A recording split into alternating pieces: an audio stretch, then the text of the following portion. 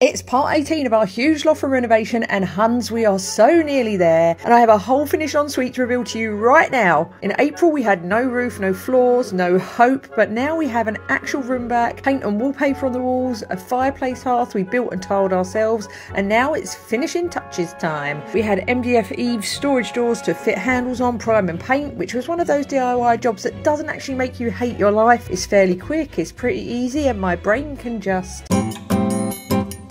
A good old wood primer and eggshell paint on top to colour drench the doors, all matching the walls, and we are in pink paradise. And the pink continues into another space, which I haven't spoken much about. Our loft space not only has the bedroom and ensuite and eave storage, but it has this big walk-in cupboard too. We painted her, then we used leftover plywood from the old built-in bookshelves from our last house to create these handy shelves. Did somebody say sustainable? Did somebody say... Slave?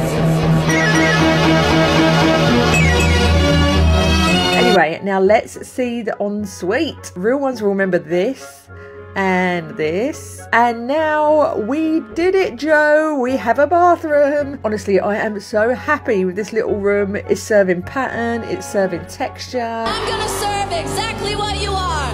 Cut! Tag yourself, I'm the unhinged bath mat. And in part 19, there's another big reveal coming as carpet goes in, but we've already fucked it. Ah, yay. See you then.